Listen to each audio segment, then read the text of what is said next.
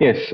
सो alien enemy की बात कर रहे थे, तो इंडिया के साथ जिसकी भी वॉर सिचुएशन है, अगर उसने आपकी बात नहीं मानी, अपनी परफॉर्मेंस पूरी नहीं करी, तो अगर ऐसी सिचुएशन ना हो, वार सिचुएशन ना हो, तब आप कहते हैं कि भाई हमारी अंडरस्टैंडिंग ऐसी है कि आपको हम अपने कानून के हिसाब से सूट फाइल कर सकते हैं, जो भी है कर सकते हैं, तो हमारे बीच में एक प्रॉपर कॉन्ट्रैक्ट हो सकता है। लेकिन अगर वो ऐसी कंट्री का बंदा है जिससे ऑलरेडी आपके रिश्ते अच्छे नहीं है, जहां लड़ाई चल रही है, तो कॉन्ट्रैक्ट एक सीधा कहता है कि इस व्यक्ति को, जिस कंट्री से हमारी लड़ाई चल रही है, इस कंट्री के सारे लोग हमारे लिए क्या है? Alien enemy. तो आप इन लोगों के साथ कॉन्ट्रैक्ट मत कीजिए, इनको हम डिस्क्वालीफाई कर रहे हैं, क्योंकि डिस्क्वालीफाई उस बंदे को करा जाएगा जो आपके कॉन्ट्रैक्ट एक्ट के अंदर, जिसके अगेंस्ट एक्शन नहीं लिया जा सकता। अब ये तो ऑलरेडी देखो, अगर इंडिया पाकिस्तान में लड़ाई नहीं है और किसी ने कॉन्ट्रैक्ट की ब्रीच ऑफ कॉन्ट्रैक्ट किया है, तो हम उस व्यक्ति से कहते हैं कि पाकिस्तान वाली गवर्नमेंट से कहेंगे कि इसने कुछ ब्रीच किया तो इसे यहां भेज दो, या फिर ये सूट फाइल करके हमें कंपनसेट कराओ। लेकिन अगर पाकिस्तान से ही लड़ाई चल रही है, तो क्या पाकिस्तान सुनेगा हमारी?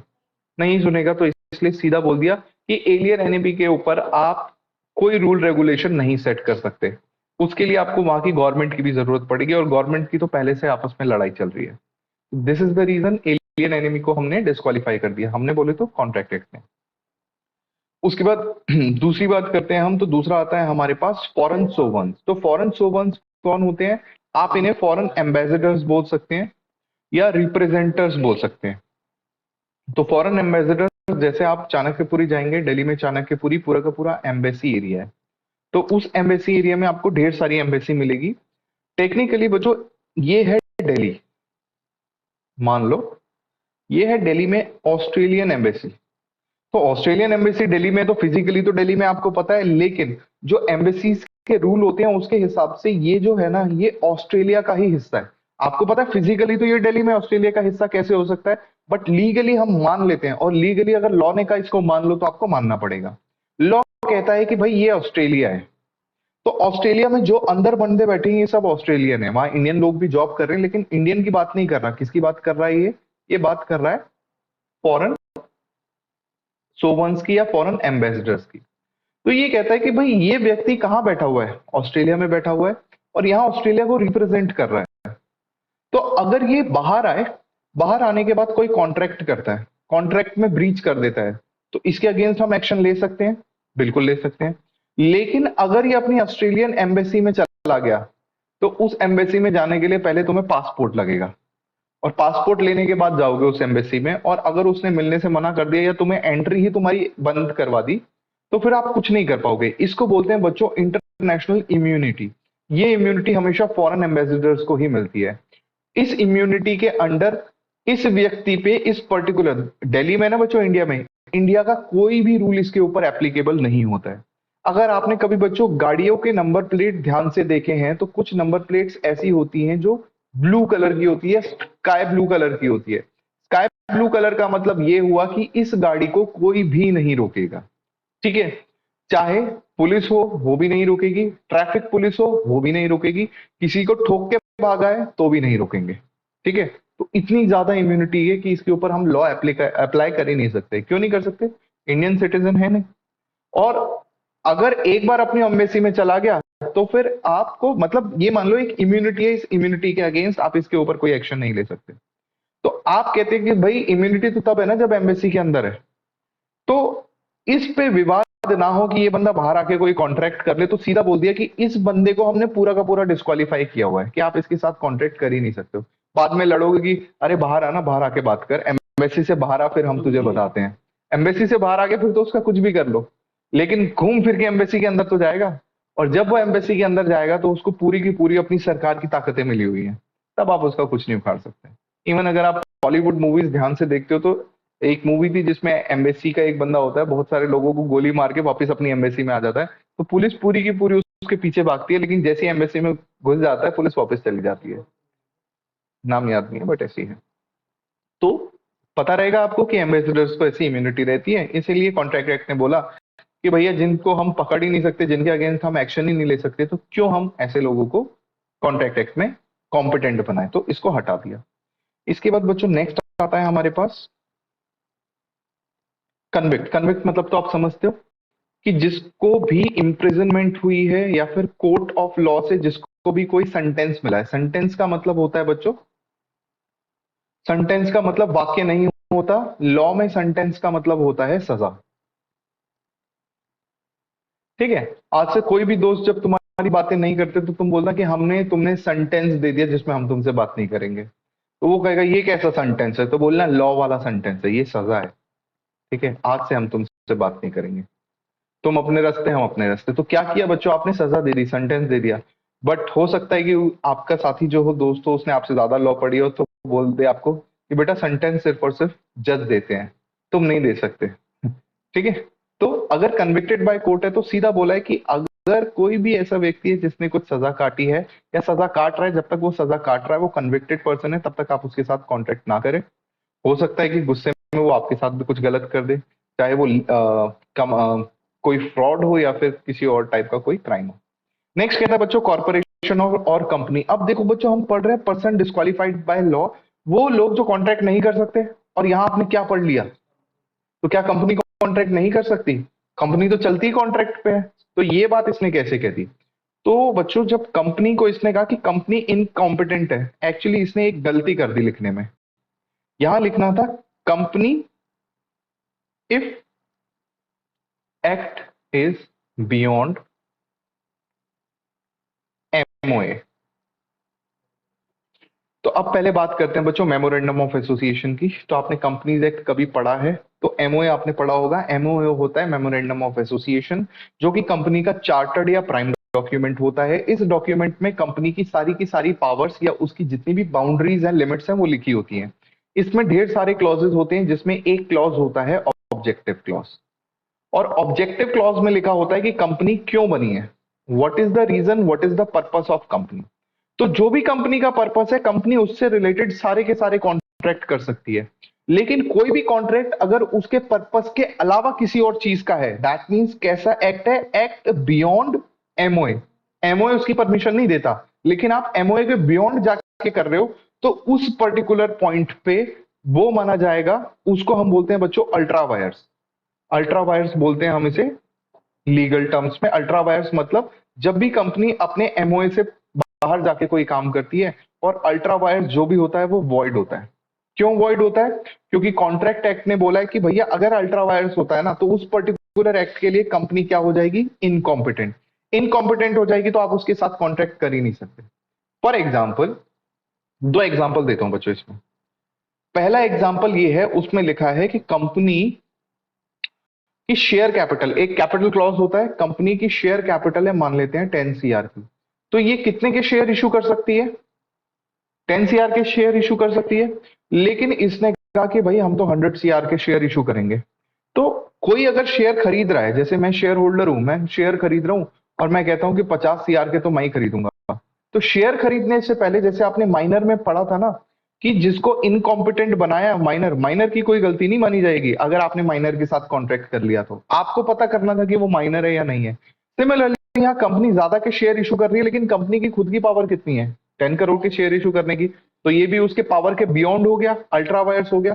अल्ट्रा वायर्स हो गया तो इस पर्टिकुलर कॉन्ट्रैक्ट के लिए कंपनी को क्या मान लिया जाएगा, कंपनी को डिस्क्वालिफाइड बाय लॉ मान लिया जाएगा, कि कंपनी डिस्क्वालिफाइड लॉ है सिर्फ इस पर्टिकुलर काम के लिए कि वो 100 करोड़ के शेयर इशू नहीं कर सकती।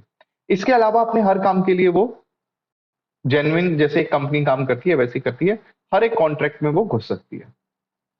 ऐसे ही बच्चों एक केस लॉ था। केस लॉ ऐसा था कि एक कंपनी थी जो कि टायर कंपनी थी। अब टायर कंपनी थी तो क्या बनाती है, टायर बनाती है। ठीक है, देखो कितना सुंदर टायर बनाया मैंने। तो बच्चों ये टायर कंपनी ने क्या किया था, ये कंपनी में, कंपनी से बहुत दूर एक जगह थी जहां पे होटल्स होते थे या फिर बैठ के खाने के लिए स्पेस होता था।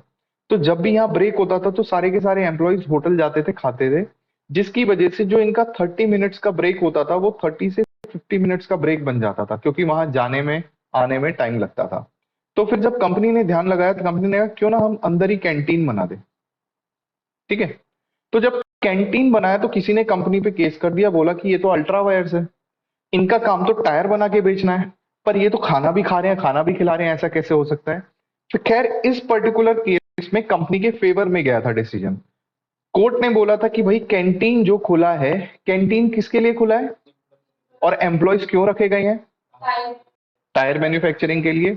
और बोला है कैंटीन में अगर कोई चीज मिल भी रही है ना, तो वो ऑन कॉस्ट मिल रही है।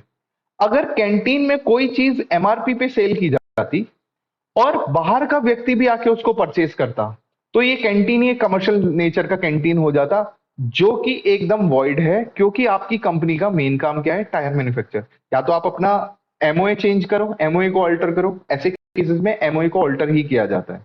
तो क्योंकि ये एमआरपी पे बाहर वालों को नहीं बेच रहे थे, ये तो ऑन कॉस्ट या फिर ऑन डिस्काउंट अंदर ही बेच रहे थे एम्प्लॉय को। तो ये क्लियर है ना आपको कि अभी भी ये जो एक्टिविटी है वो मेन पर्पस को सपोर्ट करने के लिए ही है। लेकिन अगर ये एक्टिविटी खुद के पैसे कमाने के लिए हो जाती कि भैया कैंटीन खोलेंगे उससे भी पैसे कमाएंगे, तो हॉस्पिटल में होता है, लेकिन हॉस्पिटल में एमओए में वो लिखा होता है कि ये एक्टिविटी भी हम करेंगे। ठीक है, तो ये होता है हमारे पास अल्ट्रा वायर्स कि आप इस काम को नहीं कर सकते। तो जिस काम को आप नहीं कर सकते वो अगर आपने कर दिया तो वॉइड है। तो कंपनी को बोला जो भी तुम्हारे पावर के बियॉन्ड अगर तुम कोई काम कर रहे हो तो उसके लिए तुम डिस्क्वालिफाइड माने जाओगे। और नेक्स्ट आता है इंसॉल्वेंट। इंसॉल्वेंट मतलब person who can not pay his debt. Person who can not pay his debts. और बोला गया कि जो व्यक्ति अपने ही डेट्स पे नहीं कर सकता, वो व्यक्ति कैसे किसी कमर्शियल एग्रीमेंट में किसी और व्यक्ति को बोलेगा हाँ तू गुड्स दे दे मैं तुझे पैसे दे दूंगा। उसके पास अपने डेट क्रेडिटर्स को पेमेंट करने के लिए पैसे नहीं है, तो कैसे वो और गुड्स को भी परचेज करके गुड्स देगा या कहीं और से किसी गुड्स के अगेंस्ट पैसे पे करेगा। तो इसीलिए बोला है कि इंसॉल्वेंट को भी आप भी डिस्क्वालिफाइड बाय लॉ है। तो ये सब लोग होते हैं डिस्क्वालिफाइड बाय लॉ।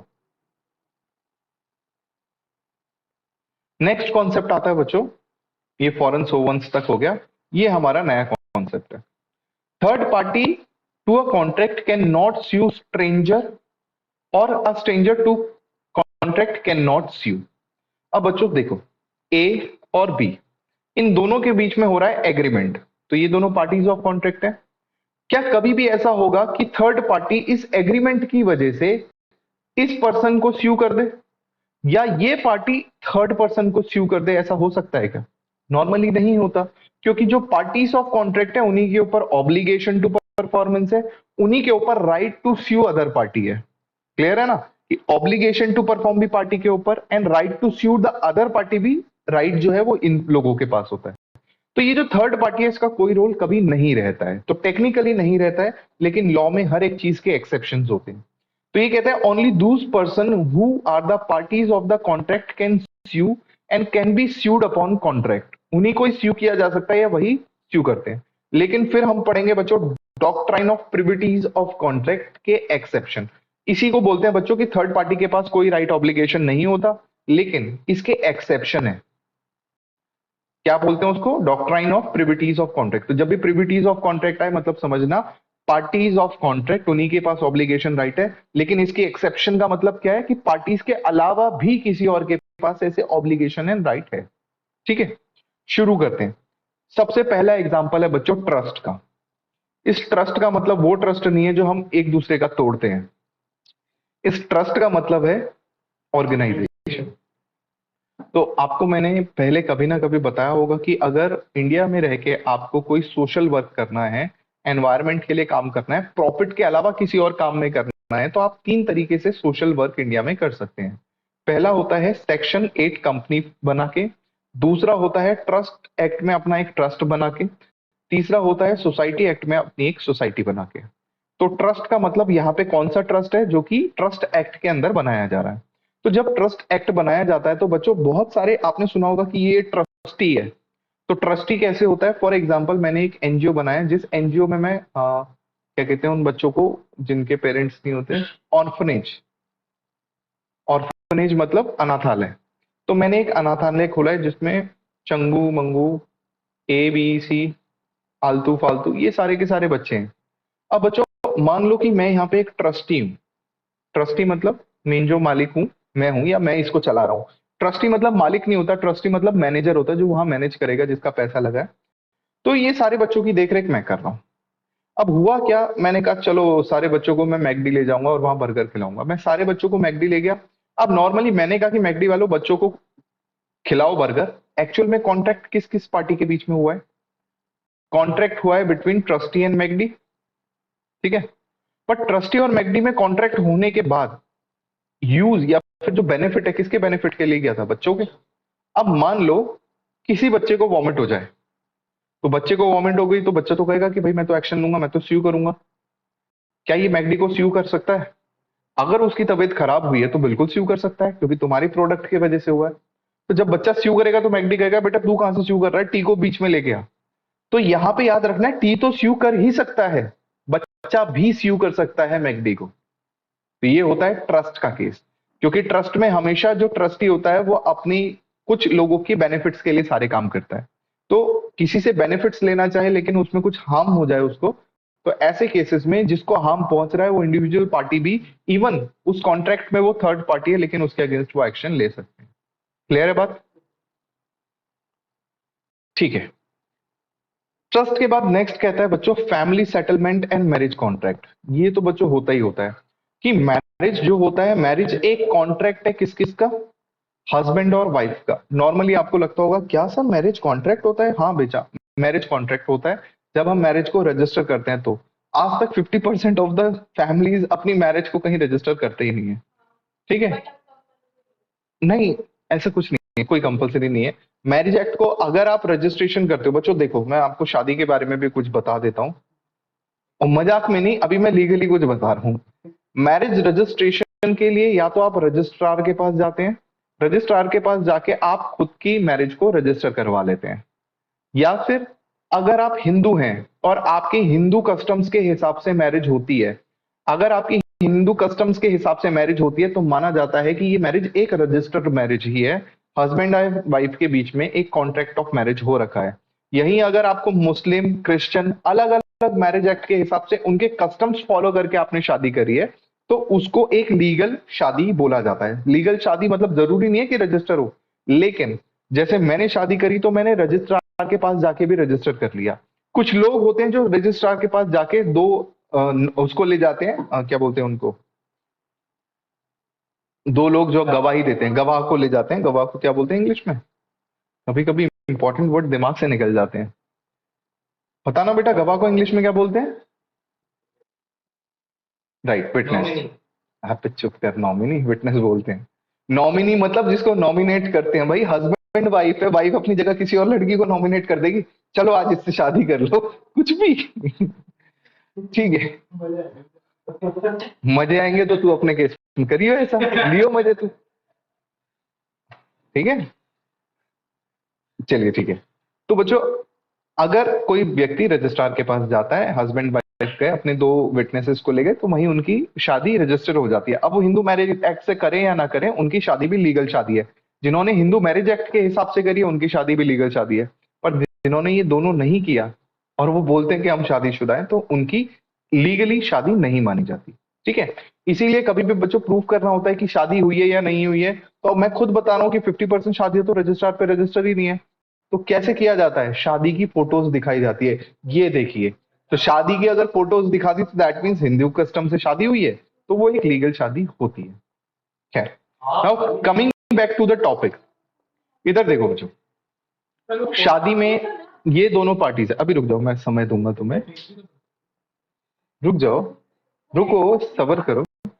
अब बच्चों ये हस्बैंड और वाइफ है, ये दोनों है पार्टीज टू कॉन्ट्रैक्ट। लेकिन अगर इनके बीच में कोई लड़ाई होती है, डिवोर्स होता है और सेटलमेंट की बात आ जाती है, तो सेटलमेंट में तो यही होगा ना कि इसने हस्बैंड को पैसे दिए थे या फिर डाउरी दी थी, तो हस्बैंड को ही वापस करना चाहिए। लेकिन इसके चक्कर में हस्बैंड के मदर, फादर, ब्रदर, सिस्टर, सब लोग लपेटे में आ जाते हैं, specially father. And father and mother को अगर कंपनसेट करना तो कभी कभी अपनी प्रॉपर्टीज में से कुछ हिस्सा वाइफ को या वाइफ के बच्चे को देना पड़ता है। ठीक है, इसकी वाइफ के बच्चे को मतलब उसी के बेटे को। बेटा किसका है? एच का। लेकिन किसकी संपत्ति का हिस्सा मिल रहा है? उसके पिताजी की। क्या पिताजी उस शादी का पार्ट है? मतलब कॉन्ट्रैक्ट ऑफ पार्टी तो नहीं है, बट स्टिल प्रिविटीज ऑफ कॉन्ट्रैक्ट के अगेंस्ट, उनके अगेंस्ट एक्शन लिया जा सकता है। ठीक है, अब बोलो क्या डाउट था तुम्हारा?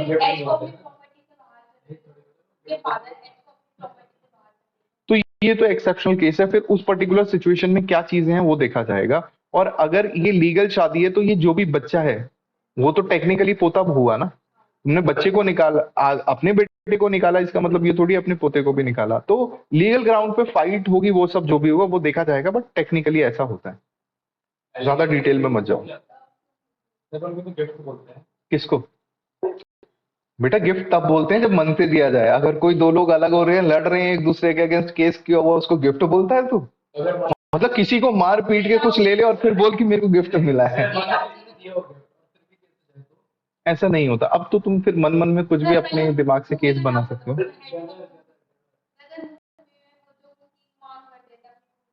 हम्म। बेटा देखो, देखो बहुत इंपॉर्टेंट है, फिल्मों को मत देखा करो। और जब हम लॉ पढ़ रहे हैं तो ऐसे फिल्मों को, मैंने भी एक फिल्म का एग्जांपल दिया था आपको इम्यूनिटी समझाने के लिए, तुमने दूसरा दिया कि शादी को वो करने के लिए। तो हिंदू कस्टम्स एक्ट में मतलब कि कस्टम आपको दिखना चाहिए। सिर्फ मांग भरना कस्टम नहीं होता, मांग भरना भी एक वन ऑफ द कस्टम है। तो जब अगर कहीं केस होता है तो वहां पे सपोर्ट करने के लिए चाहिए होता है। ठीक है, ऐसे थोड़ी तुम कुछ भी बोल दो, यहाँ वहां मत जाया करो। चलिए आगे पढ़ते हैं हम। Acknowledgement of liability. आप लोगों ने पार्टनरशिप पढ़ा है, वहां पे हमने पढ़ा था दो पार्टनर्स के बारे में पढ़ा था, partner by estoppel, partner by holding out. और हमने पढ़ा था पार्टनर बाय एस्टॉपल में वो पार्टनर ना हुआ तब भी उससे पार्टनर मान लिया जाता है। अब सोचो बच्चों, ए और पी, इन दोनों के बीच में एग्रीमेंट हो रहा है। इसने कहा कि भाई मुझसे गुड्स ले लो, इसने कहा कि भाई मेरे से पैसे ले लो। ठीक है, तो बी कहता है यार तुम पैसे दे भी पाओगे, तुम मेरे से क्रेडिट पे गुड्स तो ले गए, पैसे दे पाओगे? इतने में सी यहां खड़ा था, अरे सर कैसी बात कर रहे हो, आज तक कभी ऐसा हुआ ही नहीं है, इसने किसी के पैसे नहीं दिए, और जहां ये नहीं दे पाता वहां मैं दे देता हूं। ठीक है, जहां ये नहीं दे पाता वहां मैं दे देता हूं। तो अगर सी ने ऐसा बोल दिया ना, तो इसने खुद अपने पैर पे कुल्हाड़ी मार ली। तो जैसे वही पार्टनरशिप का केस था कि सी पार्टनर नहीं है लेकिन अपनी बातों से ऐसे बता रहा है कि ये भी पार्टनर है, तो उस पर्टिकुलर एक्ट के लिए हम इसको पार्टनर मान लेते थे। सिमिलरली यहाँ पे इस पर्सन की भी ड्यूटी होगी, अगर ये नॉन पेमेंट कर दे तो मान लिया जाएगा इसने भी एक तरीके से गारंटी दे दी है अपनी बातों से, तो फिर वहां पे इसको पे करना पड़ेगा। ठीक है।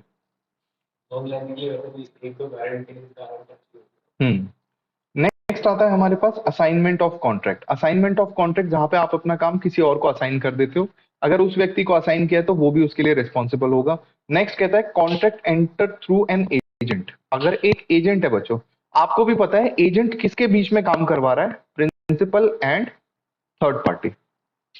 ओके, अगर प्रिंसिपल एंड थर्ड पार्टी है तो कॉन्ट्रैक्ट तो इन दोनों का है। क्या एजेंट के ऊपर एक्शन लिया जा सकता है या एजेंट कंप्लेंट कर सकता है, एक्शन ले सकता है? तो याद रखना है, अगर प्रिंसिपल ने उसको ये पूरी की पूरा राइट दिया कि अगर कोई मेरा नुकसान करे तो तू भी उसके अगेंस्ट ले सकता है। Technically he is not party of the contract, but ये हेल्प कर रहा है उन दोनों को कॉन्ट्रैक्ट करने में क्योंकि एजेंट है। तो एजेंट अगेंस्ट थर्ड पार्टी या जो भी सेकंड पार्टी है उसके अगेंस्ट एक्शन ले सकता है, even he is not party of contract. ठीक है, नेक्स्ट आता है बच्चों कॉन्वेंट्स रनिंग विद लैंड। इसको छोड़ दो, ये कोई पॉइंट नहीं है।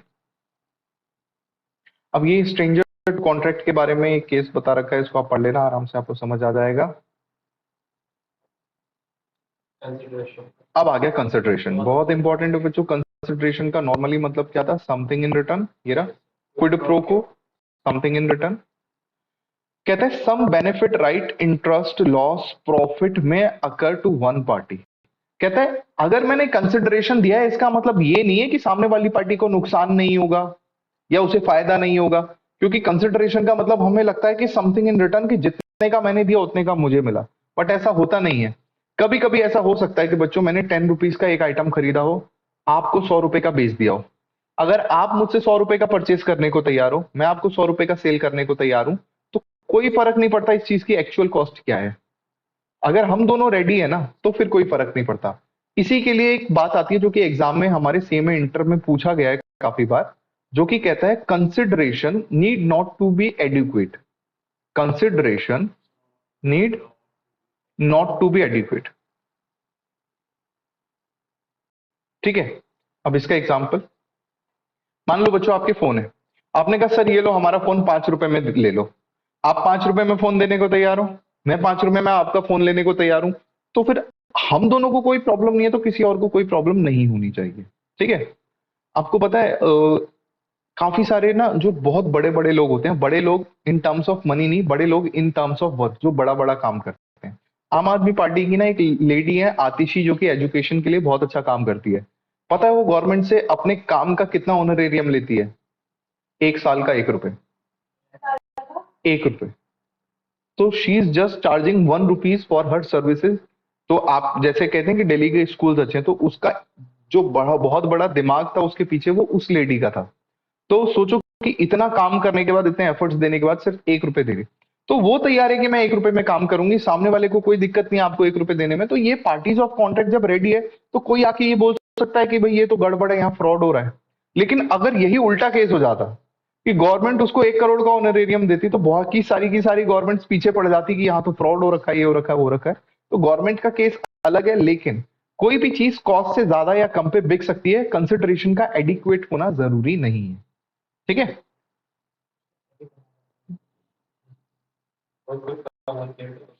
चलो वो छोड़ो, आगे बढ़ते हैं। डेफिनेशन में कहता है कि कंसिडरेशन पास्ट, प्रेजेंट, फ्यूचर कुछ भी हो सकती है। हो सकता है कि पास्ट में आपने कहा कि सर आप पढ़ा दो, 2 साल बाद हम आपको फीस दे देंगे, तो मेरी कंसिडरेशन तो जा चुकी है, आपकी कंसिडरेशन बाकी है। प्रेजेंट कंसिडरेशन मोस्टली जितने भी कॉन्ट्रैक्ट होते हैं सब प्रेजेंट कंसिडरेशन में होते हैं। और फ्यूचर की कंसिडरेशन भी हो सकती है।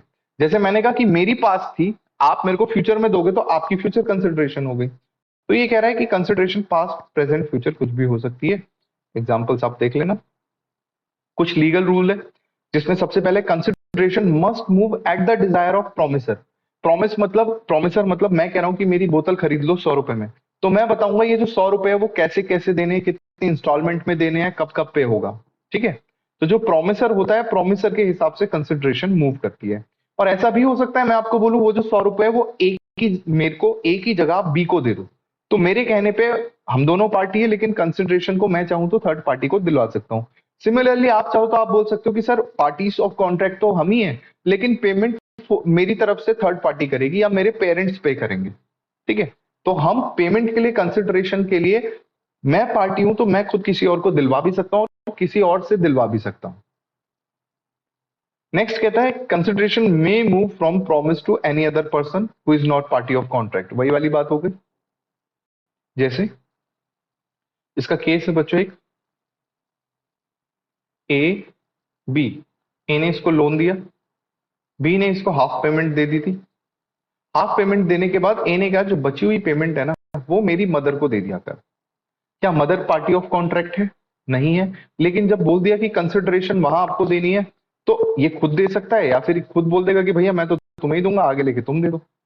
तो ऐसा हो सकता है कि बी कंसिडरेशन कहां दे दे, एम को, और M party of the contract नहीं है। ये सिंपल सा बात है। अगर मेरे को पैसे लेने हैं आपसे, तो मैं तो आपको कोई भी क्यूआर कोड दूं, आप किसी को भी पेमेंट कर सकते हो सकता है मुझे किसी और को पेमेंट देनी थी, मेरे क्रेडिटर को। तो ऐसे केसेस में कंसिडरेशन सेम पार्टी से किसी और को भी जा सकती है। फिर ये बात तो हो ही चुकी है हमारी। Consideration should be real not illusionary. ये इल्यूजनरी मतलब कोई भी कंसिडरेशन तब तक कंसिडरेशन नहीं है जब तक वो डेफिनेट नहीं है। पैसों के टर्म्स में पता होना चाहिए कितना पैसा है, गुड्स के टर्म्स में क्वांटिफाई होना चाहिए कि फॉर एग्जांपल मैं कहता हूं कि भाई मेरे को चावल खरीदने हैं, तो मेरे को 20 किलो चावल खरीदने हैं, किस कैटेगरी के चावल खरीदने हैं, ये सब पता होना चाहिए। अगर यही नहीं पता तो फिर मेरी तरफ से कंसिडरेशन अभी तक प्रॉपरली फाइनलाइज्ड नहीं है। तो यही कह रहा है कंसिडरेशन में भी कुछ ऐसा ना हो जो प्रैक्टिकली या फिजिकली इम्पॉसिबल हो, लीगली नॉट परमिसिबल हो, अनसर्टेन या इल्यूजनरी, ऐसी चीजें कंसिडरेशन में नहीं होनी चाहिए। आगे कहता है मस्ट बी लीगल। ठीक है, consideration need not to be adequate, ये बात हमने करी ली है। Performance of an act what one is legally bound to perform is not consideration. ये बच्चों याद रखना, अगर किसी ने, कोर्ट ने बोला है कि भैया ऐसा करो, लॉ ने बोला है ऐसा करो, तो वो कोई कंसिडरेशन नहीं है। मतलब कल को तुम एक रेड लाइट पे रुक जाओ और रुकने के बाद वहां पे जो ट्रैफिक पुलिस वाला खड़ा है उसे कहो ला 500 रुपए दे, मैं रेड लाइट पे खड़ा हुआ, कंसिडरेशन दे मुझे इस परफॉर्मेंस की। तो भैया आप खड़े नहीं थे, लॉ ने बोला है आपको खड़ा होना है। ठीक है, इसी तरीके से अगर लॉ ने मुझे बोला है कि उस व्यक्ति को पैसे दो, तो मैंने कहा ये ले पैसे, अब मेरे को कोई परफॉर्मेंस तू दे, तो मुझे लॉ ने कहा था कंपनसेट करने के लिए। वही डाइवोर्स केस है, हस्बैंड एल्यूमिनी मनी दे रहा है और एल्यूमिनी मनी देने के बाद अपनी वाइफ से कहता है कि अब तुझे मेरे लिए ये काम करना पड़ेगा, तो वो नहीं करेगी। क्यों? क्योंकि वो तो लॉ के अंडर आप दे रहे हो, वो कंसिडरेशन थोड़ी है। क्लियर है बात? अगला, a contract not supported by consideration is void. इसका मतलब नो कंसिडरेशन नो कॉन्ट्रैक्ट। सही बात है। नाउ अगेन देखो, एक्स सूडो पैक्टो नॉन ऑडिटर एक्शन, इसका मतलब agreement without consideration is void. सही बात है, कंसिडरेशन नहीं होगी तो एग्रीमेंट या कॉन्ट्रैक्ट नहीं होगा। लेकिन हमें क्या पढ़ना है बच्चों, एक्सेप्शन, जहां पे कंसिडरेशन भी नहीं होगा स्टिल कॉन्ट्रैक्ट कैसा हो जाएगा, वैलिड। तो पहला कहता है return and registered agreement arising out of love and affection, जहां पे कोई चीज, फॉर एग्जाम्पल बच्चों, मेरे पिताजी ने अपनी बहुत बड़ी प्रॉपर्टी 15,000 रुपए की मेरे नाम कर दी, ठीक है। तो जब उन्होंने इतनी, सॉरी 15 लाख की कोई प्रॉपर्टी उन्होंने मेरे नाम पे कर दी, तो उसके रजिस्ट्रार पे मेरे नाम पे रजिस्ट्री होगी। तो जब रजिस्ट्री मेरी होगी, प्रॉपर एक सरकारी पेपर में लिखा जाएगा कि अब ए से बी को जा रही है। तो जहां जा रही है, क्या मैं कुछ कंसिडरेशन दूंगा अपने पिताजी को? नहीं दूंगा। क्यों? क्योंकि वो क्या है बच्चों, वो है out of love and affection, ठीक है। तो लव एंड अफेक्शन, जैसे आपके पिताजी ने एक गाड़ी खरीदी, गाड़ी फिर आपके नाम करवा दी, याद रखना आपके नाम करवाई है। अगर उन्हीं के नाम पे बाइक है तो वो नहीं, जब तक लीगली तब तक नहीं माना जाता जब तक किसी और के नाम पे ना हो जाए। तो जब हम आउट ऑफ लव, जैसे एक मेरे स्टूडेंट ने कहा था कि मेरे को पापा ने गाड़ी दिलाई है, क्योंकि वो 10th में पास हो गया था, उसके पास होने के हालात नहीं थे। तो जब वो बच्चा 10th में पास हो गया तो उसके पिताजी ने उसको एक गाड़ी दिलाई। तो क्या गाड़ी के बदले में कुछ लिया होगा? तो गाड़ी के बदले में कुछ नहीं लिया, तो इसका मतलब कंसिडरेशन तो है नहीं। तो क्या आप इस कॉन्ट्रैक्ट को लीगल नहीं मानोगे? तो स्टिल ये वैलिड और लीगल रहेगा, क्योंकि एक तरीके से ये हाउस होल्ड वाला भी हो गया। लव और अफेक्शन कभी भी थर्ड पार्टी के साथ तो होता नहीं है ना। हर्ष, तू अपनी बाइक मेरे को दे सकता है क्या? मेरे नाम पे करवा सकता है? देखो, दिल बड़ा है इंसान का। तो जिसका दिल बड़ा है वो एक्सेप्शनल केस हो जाता है। तो ये भी तो लव एंड अफेक्शन ही हुआ ना हमारा, प्रेम ही तो है कि सर चलो आप रख लो। जैसे मुझे पता है वो 2 दिन वाला प्रेम होता है, चौथे दिन कॉल करके कहेगा सर वो बाइक ली थी वो वापस कब कर रहे हो। चलिए ठीक है, ठीक है। नेक्स्ट आता है प्रॉमिस टू कंपनसेट, जहां पे आपने ना किसी से वादा किया था कि ए, जैसे वही है कि ये कहता है ए फाइंड्स बीस पर्स, किसी का पर्स मिला तो बी ने कहा क्योंकि तूने मेरा पर्स ढूंढा है, इसमें मेरे बहुत इंपॉर्टेंट आइटम थे, तो ये ले 500 रुपए ले ले। तो वही फाइंडर ऑफ गुड्स का कॉन्सेप्ट आ गया ना। फाइंडर ऑफ गुड्स में मेरे को तो पता ही नहीं है कि गुड्स किसके हैं, लेकिन मैंने बीइंग क्या कहते हैं कि वॉलंटरीली मैंने किसी को कहा कि भाई वॉलंटरीली मैंने को ये पर्स मिला, मैं एक्चुअल ओनर को ढूंढने की कोशिश कर रहा हूं, तो मैं एफर्ट्स तो कर रहा हूं, तो हो सकता है कोई उस एफर्ट्स की पेमेंट कर दे। अब अगेन मेरा जो एफर्ट है वो तो वॉलंटरी था, कोई कॉन्ट्रैक्ट था ही नहीं कि आप बदले में वो हो गए, तो आप उसको कंसिडरेशन तो बोल ही नहीं सकते। बट स्टिल सामने वाला पार्टी कुछ दे रहा है, बट आपकी तरफ से कोई कंसिडरेशन थी नहीं थी, एक वॉलंटरी एक्शन था। तो इस केस में भी बिना कंसिडरेशन के कॉन्ट्रैक्ट माना जाएगा। नेक्स्ट आता है बच्चों प्रॉमिस टू पे टाइम बार डेट। टाइम बार डेट मतलब एक तरीके से होता है बेड डेट, ऐसा कुछ नहीं है।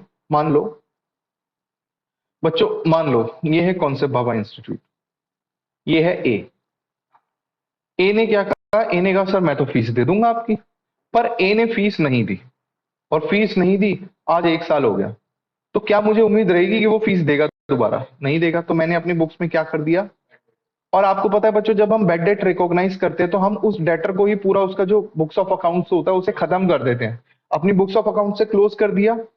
तो लीगली मेरी बुक्स ऑफ अकाउंट्स के हिसाब से क्या मेरे पास कोई राइट है उसके अगेंस्ट पैसे लेने का? नहीं है। लेकिन अब क्या हुआ, अच्छा बच्चा था ये, कल को क्वालिफाई हो गया, क्वालिफाई होने के बाद कहा सर ये लो आपकी जो फीस थी ना, ये मैं वो फीस दे रहा हूं। तो ये तो टाइम बाद डेट की पेमेंट कर रहा है। अब क्या बदले में मैं इसे कुछ दूंगा? मेरी तरफ से कोई कंसिडरेशन होगी क्या? तो इस टाइम बाद डेट के लिए, या फिर जिसे हम बैड डेट रिकवरी कहते हैं, उसके लिए अलग से कोई कंसिडरेशन नहीं होती, बट स्टिल वो एक प्रॉपर कॉन्ट्रैक्ट माना जाता है। ओके।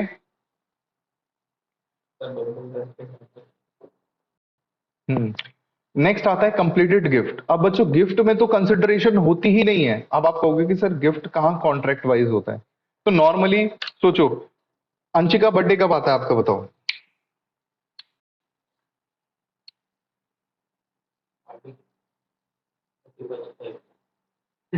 अंशिका, क्लास ले रहे हो आप? मैं देख लूं कहीं क्लास चल भी रही है। ठीक है, अंशिका तो सो गई। सोनाली आप बताओ बेटा, बर्थडे कब आता है आपका?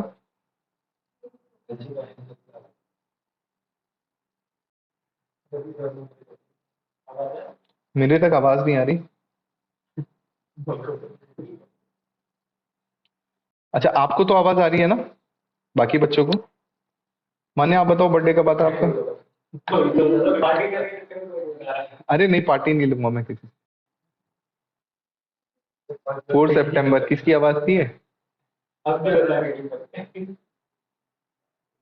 ठीक है, 4 सितंबर को जिसका भी बर्थडे आता है, ठीक है, यहाँ हमारे सामने एक महापुरुष बैठे हुए हैं जिनका नाम है नौशाद। तो जिसका भी 4 सितंबर को बर्थडे आता तो नौशाद ने कहा, अरे many many happy returns of the day, ये लो हमारे से गिफ्ट। और आपने कहा thank you so much Naushad भैया। फिर नौशाद ने कहा कि 2,000 रुपए दो। तो सोचो, क्या कभी भी गिफ्ट के बदले में आप 2,000 रुपए दोगे? गिफ्ट कभी भी पैसों के बदले मिलता है? पैसों के बदले मिला तो वो गिफ्ट थोड़ी था। ठीक है, तो ऐसे कभी भी आप किसी के लिए काम करो ना, तो सामने वाली पार्टी कहती है थैंक यू है, थैंक यू नहीं, 100 रुपए दे।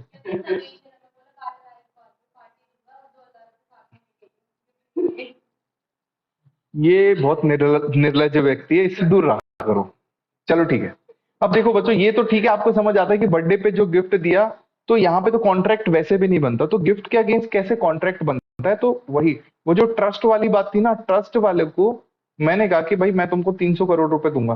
300 करोड़ किसी को ऐसे भी नहीं मिल जाते हैं। आपको प्रॉपर एक डोनेशन का एग्रीमेंट बनवाना पड़ता है, उस डोनेशन में लिखा होता है कि हम 300 करोड़ देंगे।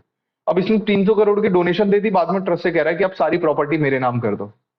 तो ये तो डोनेशन हुई नहीं ना, ये गिफ्ट थोड़ी हुआ। तो गिफ्ट और डोनेशन जो होते हैं, उन कॉन्ट्रैक्ट्स में भी कंसिडरेशन की जरूरत नहीं होती। क्लियर है?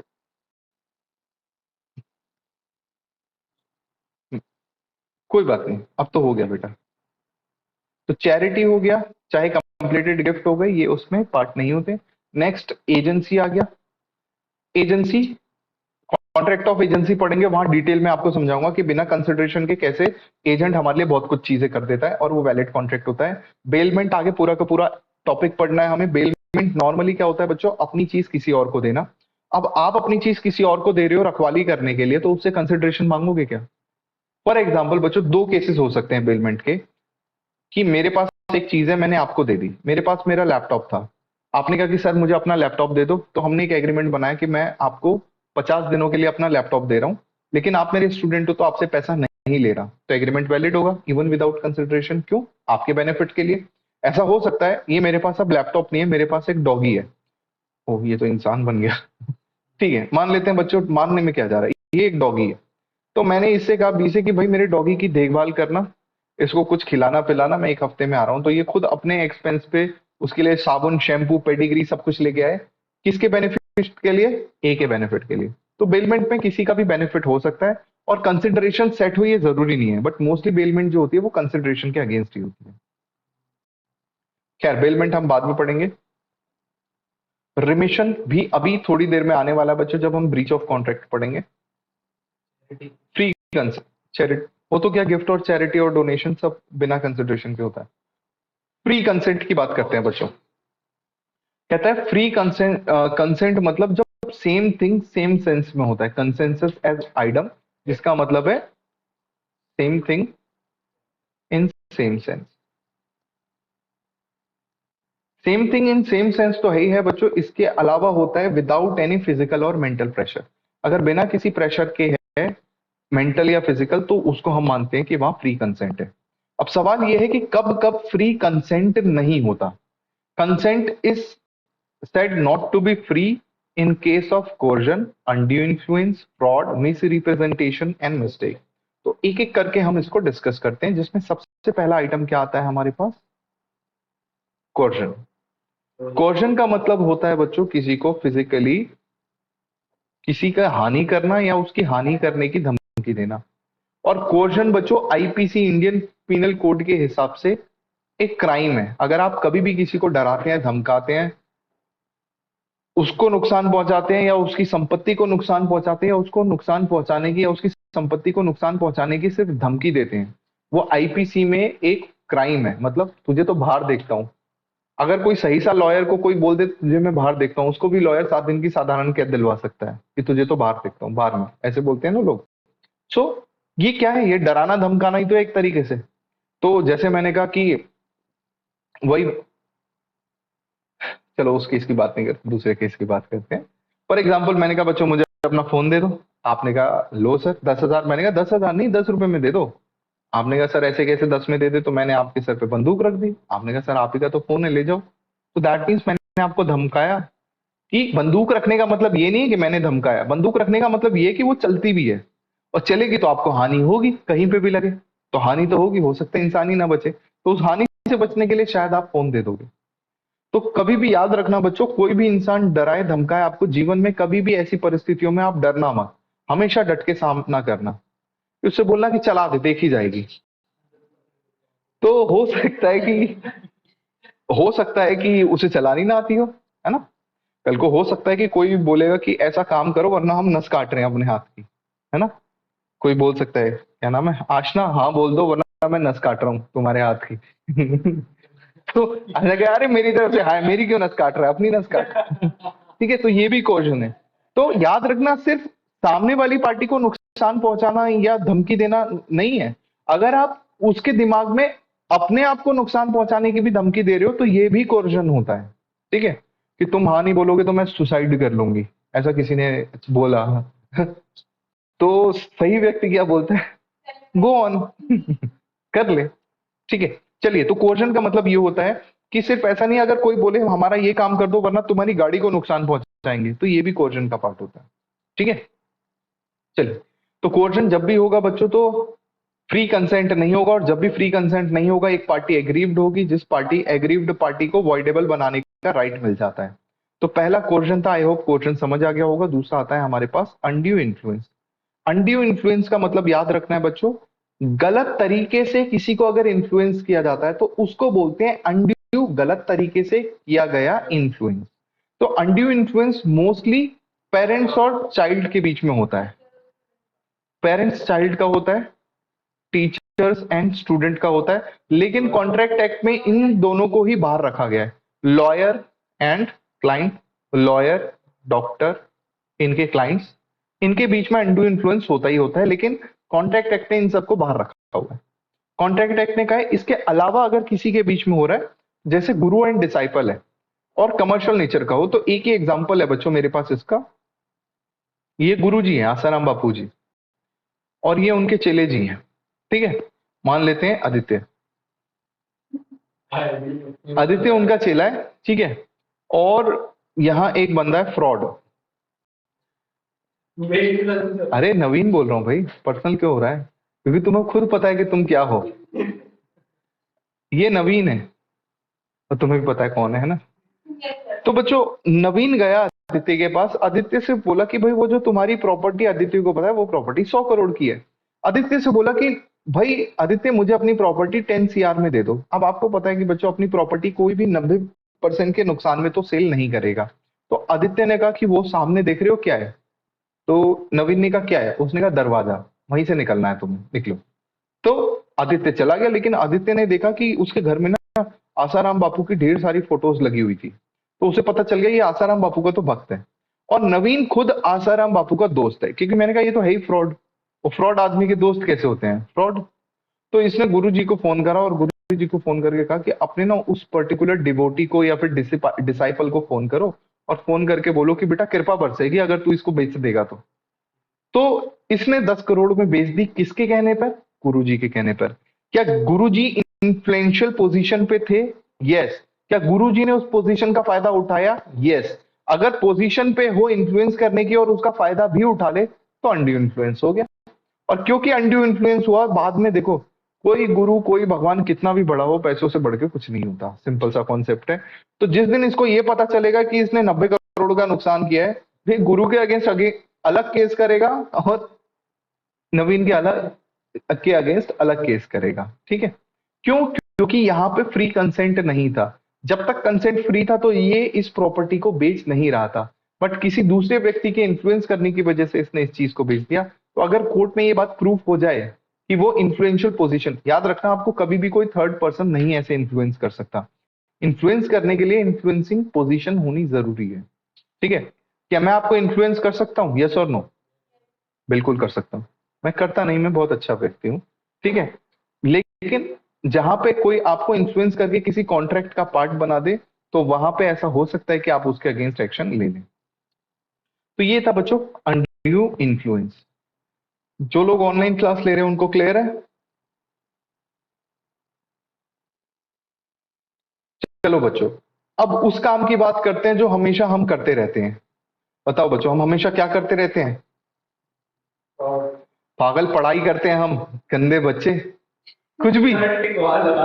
तो क्या हो गया? यही तो देखा जाता है तुम्हारा आईक्यू क्या है, तुम क्या, यहाँ दिमाग तुम्हारा इससे बाहर कहीं नहीं है।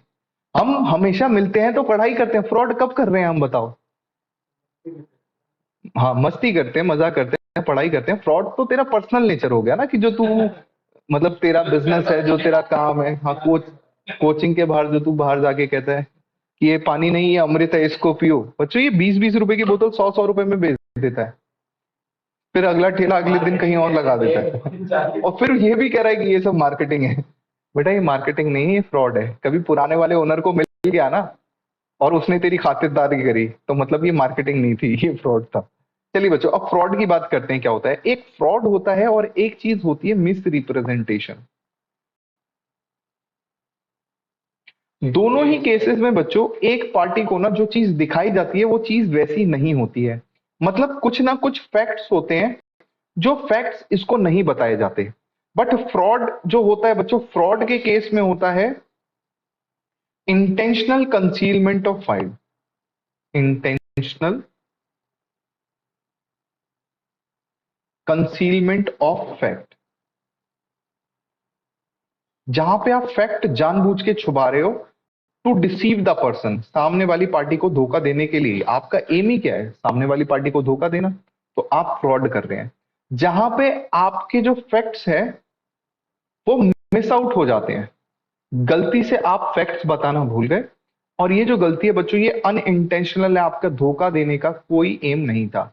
अगर वो अनइंटेंशनल है तो ऐसे केसेस में हम क्या बोलते हैं कि ये मिस रिप्रेजेंटेशन है, कि रिप्रेजेंट गलत हो गया। फॉर एग्जाम्पल बच्चों, कि ये दो गाड़ी हैं, मान लेते हैं बच्चों ये BMW है और ये मर्सिडीज नहीं, नैनो है। मान लेते हैं बच्चों ये BMW है और ये नैनो है। तो मैंने आपसे कहा कि बेटा मेरी गाड़ी खरीद लो 1 लाख रुपए में। अब आपको ये क्लियर हुआ ही नहीं कि 1 लाख में मैं BMW बेच रहा हूं या नैनो बेच रहा हूं, पर आपने खुद मान लिया अपनी तरफ से कि मैं BMW बेच रहा हूं। ठीक है?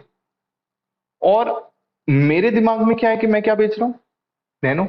आप आ भी गए मेरे साथ कॉन्ट्रैक्ट करने के लिए, और कॉन्ट्रैक्ट करके क्योंकि हमारी बातें एकदम क्लियर नहीं हुई थी, तो यहाँ पे जो फैक्ट था वो मिस रिप्रेजेंटेशन की वजह से गड़बड़ हो गया। आपको कुछ और लगा, मुझे कुछ और लगा। तो यहाँ पे क्या हुआ? Miss representation. क्या आप मेरे अगेंस्ट सूट फाइल करोगे? नहीं करोगे। आपने भी कुछ गलत समझा, मैंने भी कुछ गलत समझा। लेकिन जहां पे बच्चों मैं आपको बेच तो नैनो ही रहा हूं, लेकिन मैंने इसको पूरा कवर किया हुआ है। ठीक है? मैंने आपको नैनो बेच दी और आप सोच रहे थे कि आप तो BMW खरीदने, मतलब हमें BMW देने वाले थे। तो मैंने कहा अरे मैं इस गाड़ी को प्यार से BMW तो बोलता हूँ, इस गाड़ी का नाम मैंने BMW रखा है, तो मैं तो अपनी BMW ही बेच रहा हूँ ना आपको। तो ये तो फ्रॉड हुआ। फॉर एग्जाम्पल बच्चों, ये एक केस था कि एक फादर ने, विदेश का केस था और विदेशों में ऐसा हो जाता है। तो मान लो कि ये घोड़ा है। ठीक है? इतना सुंदर घोड़ा बनाया मैंने बच्चों। हाँ, जब तक पृथ्वी में इंसान नहीं थे तब घोड़े ऐसे ही होते थे। आजकल थोड़े से अलग हो गए हैं क्योंकि इवोल्यूशन हुआ है ना इतने समय में उनका। पहले घोड़े ऐसे ही होते थे।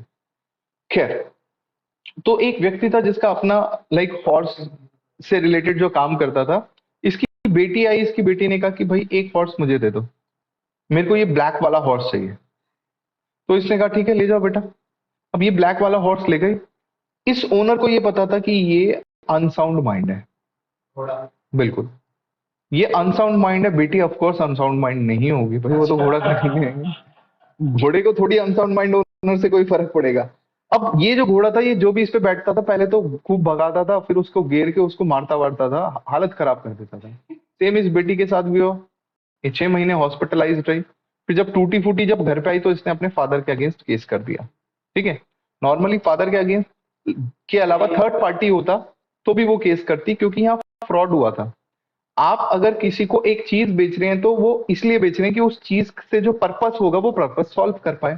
फॉर एग्जाम्पल, आपने किसी को माचिस बेची और एक भी तिल्ली उसमें जल नहीं सकती, तो क्या पर्पस फुलफिल हुआ? और आपको पता था कि सारी की सारी माचिस भीगी हुई है, वो जल भी नहीं सकती है। आपने तो फ्रॉड ही किया ना, क्योंकि फैक्ट्स आपको पता थे। पर माचिस का अमाउंट इतना छोटा होता है कि उसे हम नहीं मानते कि चलो ये फ्रॉड है या फिर कुछ गलत हुआ है। तो आपको याद रखना है बच्चों, अगर कोई भी गुड्स एंड सर्विस आप ले रहे हो, उससे रिलेटेड अगर कोई बातें छुपाई गई हैं और ये बातें सामने वाली पार्टी को पता थी, तो हम इसको बोलते हैं कि हमारे साथ फ्रॉड हुआ है। ओके। फॉर एग्जाम्पल, मेरा एक दोस्त था बच्चों, उसको एक लड़की पसंद थी। तो ऐसे ही उसने कहा कि भाई मैं इस लड़की से शादी करना चाहता हूँ। और मैं इस लड़की को अच्छे से जानता था और मुझे पता था ये लड़की तो बेकार है, इससे जो भी शादी करेगा वो पछताएगा।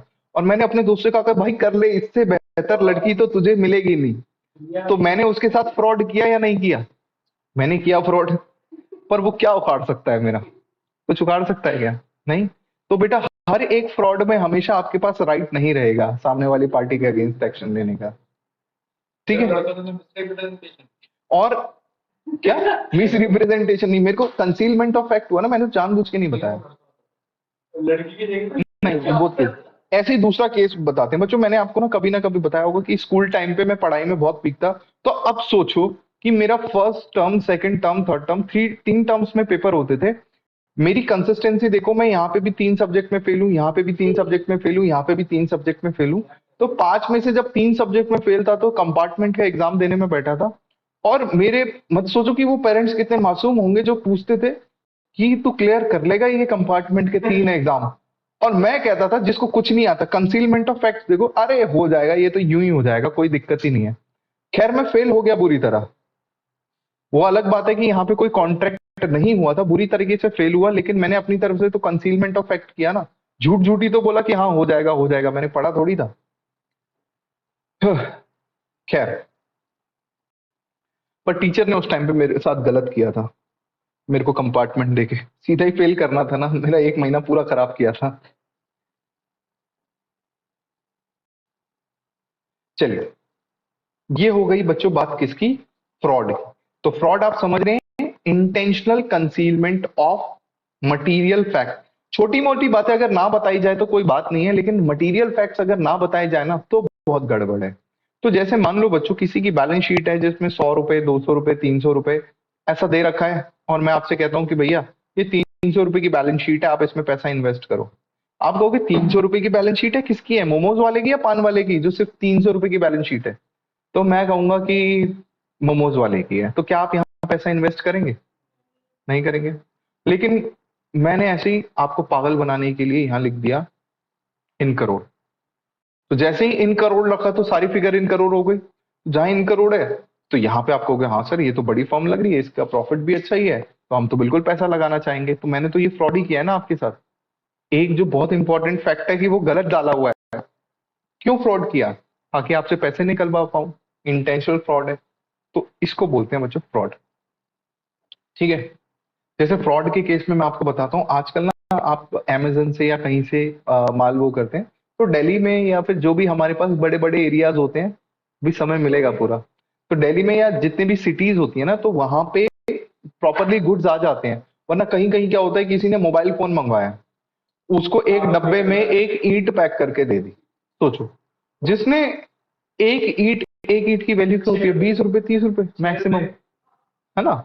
सोचो, मोबाइल के बदले जिसको ईंट मिल रही है, तो उसको कितना बुरा लगता होगा।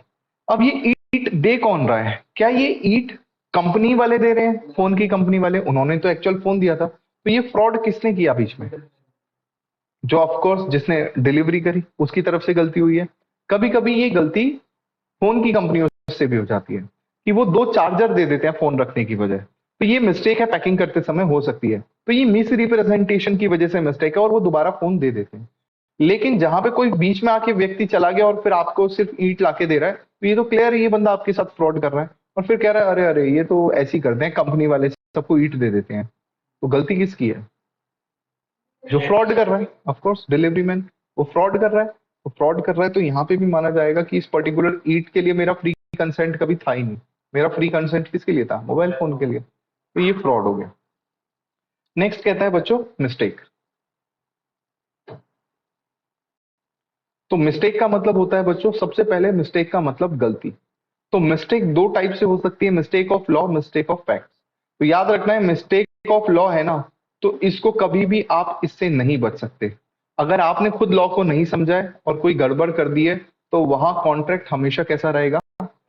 आप खुद बच्चों चाहे प्रूव करना है आपको, आप बोलो किसी भी गाड़ी में चले जाओ, स्पेशली ट्रेन में चले जाओ, और कोई फर्स्ट एसी का कोच खाली होगा, फर्स्ट एसी में बैठ जाओ, लंबी जर्नी करो, और फिर जब टीटी पकड़ने आएगा तो बोल देना हमें तो पता ही नहीं था, हमें तो लगा ट्रेन है ट्रैवलिंग के लिए, हमें नहीं पता था टिकट लेना पड़ता है। क्या आपको छोड़ दिया जाएगा? अगर आप बोलोगे कि भाई हमसे गलती ऑफ लॉ हो गई, मिस्टेक ऑफ लॉ हो गई कि हमें पता नहीं था, तो क्या बोलता है, मिस्टेक ऑफ लॉ हुई है कोई फर्क नहीं पड़ता, गलती करिए तो भुगतनी पड़ेगी और ये वैलिड रहेगा। चाहे उसके लिए आपको 21 दिन की साधारण कैद दी जाए, आपको कुछ पेनल्टी लगाई जाए, बट स्टिल वो चीज हमेशा वैलिड रहेगी। लेकिन अगर मिस्टेक ऑफ फैक्ट्स है, फैक्ट्स का मतलब कि जो बातें हमारे बीच में वो गलत समझ गए, हम जानबूझ के नहीं, भाई मिस्टेक है तो गलती से ही है। तो अब गलती से हो सकता है कि एक पर्सन की गलती हो, तो यहां हो सकता है कि जो मिस्टेक ऑफ फैक्ट्स है वो कैसी हो, यूनिलेटरल, या हो सकता है कि वो बाइलेटरल हो। बाइलेटरल मतलब दोनों पार्टीज की गलती है। तो कहता है जहां तो एक पार्टी की गलती है वहां पे कॉन्ट्रैक्ट कैसा माना जाएगा, वैलिड। क्योंकि कॉन्ट्रैक्ट एक्ट क्या सारा लॉ यही कहता है कि जो गलत करेगा वो भरेगा। अब हमने कुछ आपस में बातें करी जो कि सब कुछ क्लियर था, और उसके बाद आपने कुछ चीजों को गलत समझा, तो वो आपकी गलती है अगर आप गलत समझे तो। ठीक है अगर आप गलत समझे तो आपकी गलती है। अब आपकी गलती है तो भुगतना किसको पड़ेगा? आपको। सेकेंड पार्टी का उसके ऊपर कोई अफेक्ट नहीं होगा। लेकिन आपने भी गलत सोचा, मैंने भी वही, मैंने सोचा मैं अपनी नैनो बेच रहा हूं, आपने सोचा सर अपनी BMW बेच रहे हैं 1 लाख रुपए में, दोनों की गलती है, तो दोनों की जहां गलती होगी वहां कॉन्ट्रैक्ट कैसा हो जाएगा, वहां वो कॉन्ट्रैक्ट वॉइड हो जाएगा। तो याद रखना आपको, मिस्टेक्स दो टाइप की होती है, लॉ और फैक्ट। लॉ की मिस्टेक हमेशा वैलिड होती है, मतलब वो कॉन्ट्रैक्ट हमेशा वैलिड होंगे।